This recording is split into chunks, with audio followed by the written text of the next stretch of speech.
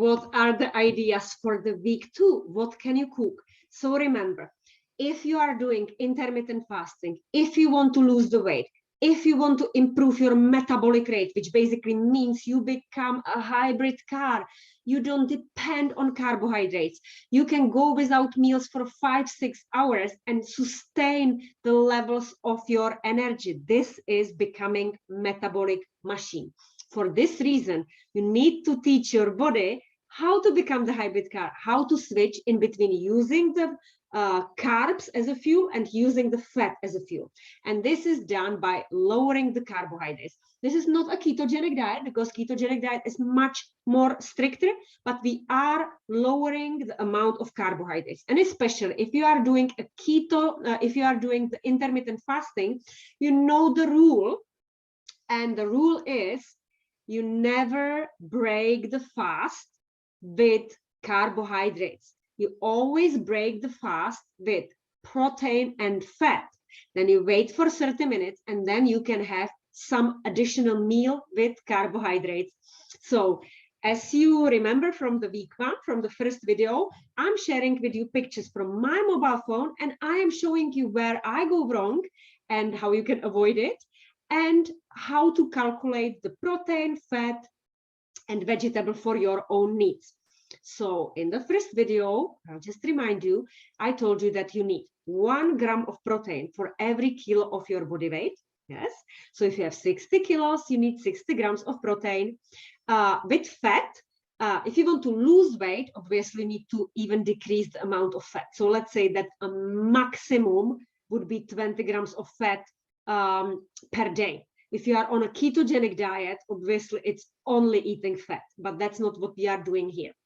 So this is example of my first meal, because I am fasting 16 hours every single day and I'm teaching yoga in the morning. I eat my first meal at 10 o'clock or maybe even lunchtime. So how to break the fast in a sustainable way is combining eggs. So it's 2 eggs and some cheese, source of fat and protein. So you can see I have 2 large chunks of cheese, which is going to be at least 30 grams of fat. And I have 2 eggs, which you know that 1 egg is 6 grams of protein. So 2 eggs is 12 grams of protein. And then we need to eat 10 portions of vegetable every single day.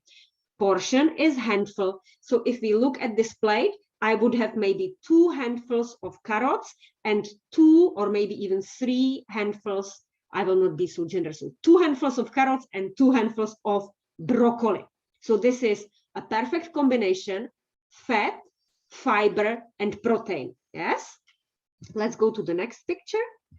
And here we have, this is a cauliflower rice. So in the online courses, you will see a step-by-step video how I'm preparing it. Here we talk just inspiration, and I tell you again why. So 2 eggs, I stick to 2 eggs, but you can see I have here lots of shrimps. It's at least 2 handfuls of shrimps, and shrimps are very high in protein. So actually 100 grams of shrimps, which is 2 handfuls, yeah, so grab it. 2 handfuls of shrimps is 28 grams of protein. And here I will have surely 1 handful. Therefore, it's 14 grams of protein, and 2 eggs is 12. So 12 and 14 is 26. 26 grams of protein. And again, it's a low carbohydrate, because even though it looks like a rice, it's actually cauliflower rice. So you grate the cauliflower, you put it into a ghee butter or olive oil, and basically it's a cauliflower rice. And then you can see there I spiralized the zucchini and I make zucchini noodles, zoodles. Zucchini is basically just water and electrolytes, so the minerals, natrium, potassium, that we need as a currency to pay to ourselves to open the gate and work for us, create the energy. Yeah, so we need sodium and potassium. That's why I check it in your blood test results, whether you have optimal levels. So this, again, it can be breakfast, lunch, or dinner, because this is just a balanced meal that can be eaten anytime. And you can even freeze it and defrost it, even though with the eggs, it would be a little bit tricky, but let's say if you're really busy, you could do that. Let's go to the next picture, snack time. So obviously, if you are trying to lose weight, you want to extend the time in between the meals and you are not snacking. If you are sustaining your weight because you already lost the weight, this is the way to do it. So remember, chocolate, unless you suffer from migraines and headaches and histamine intolerance and seasonal allergies and bloating and diarrhea and other ways, then chocolate otherwise is okay for you. Here we talk about chocolate that is minimum 75% of a cocoa powder, yeah, cocoa mass. And on the spoon, actually fork, you can see it's a 1 spoon of peanut butter. So for vegans, peanut butter is very important because it's very high in protein. 1 spoon is 6 grams. So if you have 2 spoons, it's 12 grams of protein. Yeah. So in every meal you need 20, 20, 20, right? And in snack, let's say 6. But this is going to be more protein because there is 1 handful of almonds. So almonds are very high in protein. And this is also like 4 to 6 grams, depending on your handful. So this is a perfect balanced snack because it's not going to trigger insulin. Remember that insulin is a fat maker. And whenever insulin is in the bloodstream, you cannot lose weight. And it's just going to save whatever you eat into your storage. Let's go to the next one. So in the week 3 of online course Eat Clean, Get Lean, I talk about probiotics. And in a mastermind, we go very deeply about the digestive health. So you remember that you need to eat probiotics, preferably in every meal. So here I have sauerkraut. So it's basically cabbage. It's fermented cabbage. Maybe you also know kimchi. Yeah. So any fermented product. And why? I will just repeat from the online course, because the bacteria, the starter bacteria, are eating any sugar, carbohydrate in a cabbage, because every plant has a carbohydrate, sugar. That's why it grows, photosynthesis and so on. So it will eat that sugar, and in return, it's going to produce gas, and this is called butyrate. And this butyrate is a food for your enterocytes, so for the cells that are in the gut lining, so they get stronger, and they also produce another energy that gets released into the bloodstream and goes to the brain. So you actually don't feel hungry, you don't have cravings, and you have sustainable energy. And let's look at, again, so this is a little bit boring. I live on eggs, so it's 2 eggs, 12 grams of protein, and there is cabbage and zucchini, right? So it's just basically vegetable. So if I use the handful, you can see it's at least 2 handfuls of the cabbage and zucchini and 1 handful of the fermented vegetable, and then I have there like a vegetable. So let's say 4 portions of vegetable, and then there is protein. There is no fat this time, and obviously it's going to make me feel hungry because I did not add any avocado or any cheese. It's the same picture. Okay, here another example. So this is again zucchini noodles, because you know I promote batch cooking. So whenever you are making zucchini noodles, it's at least for 3 days, yeah, and then you have it in a different combination. So here it's with is it called? Now this name of the cheese does not come to me. Oh my goodness, it's the one that you grill. I cannot remember now. Oh, how is it called? Halloumi. So it's a halloumi cheese, right? So I cut it to cubes, and halloumi cheese is made from sheep milk. I personally prefer sheep milk because it's smaller molecules of lactose and it's easy to digest. And sheep are smaller animals and they don't carry as many hormones as cows, right? So it doesn't have the impact on the estrogen, progesterone, and testosterone in such a large amount. And I have their eggs again. And this is actually a very small portion. Let's say zucchini, it's 2 handfuls, and tomato is like 1 handful. So it's 3 portions of vegetable, which is the minimum that I recommend. And then halloumi, okay, it's concentrated protein, and I think I have there only 1 egg. So this is maybe 17 grams of protein. but it's very low in carbohydrate and very high in antioxidants due to the lycopene in tomatoes. Next one, it's ribbons made out of carrots. So if you have children, you can let them make these ribbons with the potato peeler, and then you can eat them raw, or you can slightly steam them or mix them with the ghee butter. It has this buttery taste.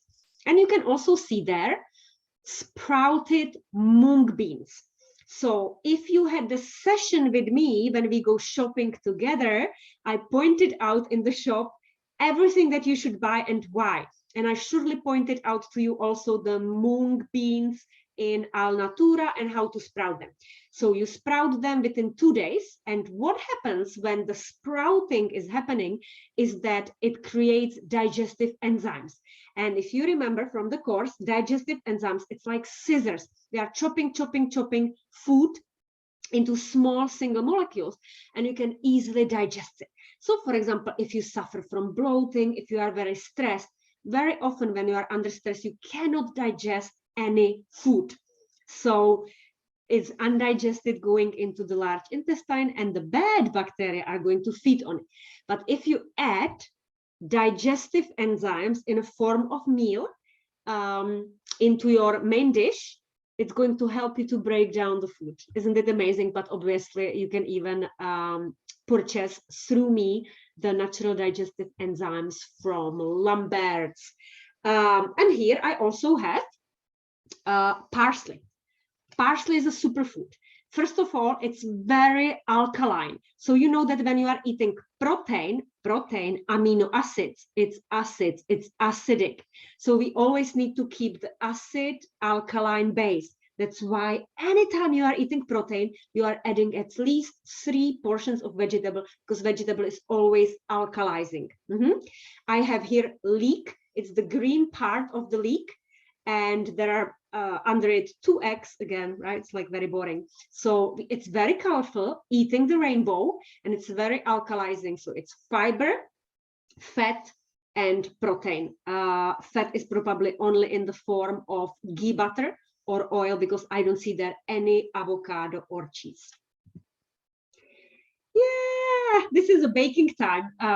If you remember in a video number 1, I showed you that I go to the nature and I pick all the apples for free that are lying on the ground, and I bake them in the dish, and then I freeze it, because when I defrost it, I buy a pastry and I make a strudel for mostly for my children, because this will be only a treat. And then on the right side, on the bottom, you can see it's actually apple cake.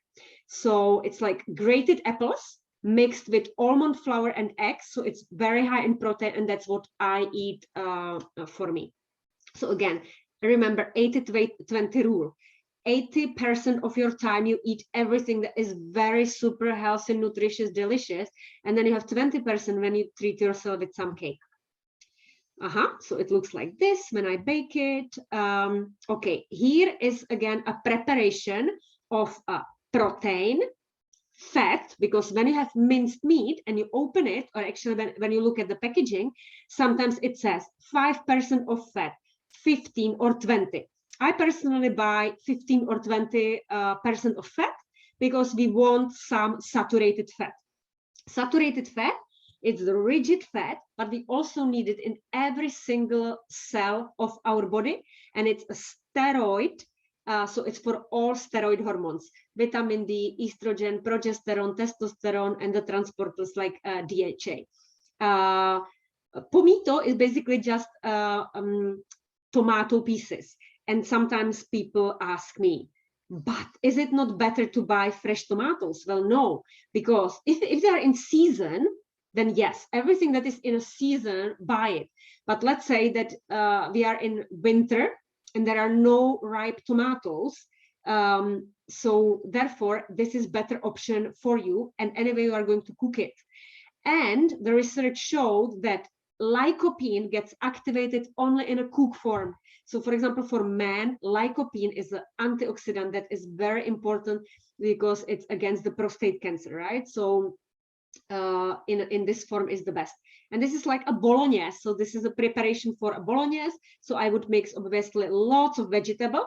So if you again use the handful, you will see that this is at least 5 handfuls of vegetable. So I mix this in one pot. I put there pink Himalayan salt and some herbs, spices. It's usually like Italian spices.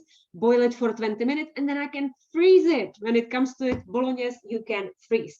Okay, so this is enough for this video. And in the following video, I will share more pictures, and I have many, many pictures.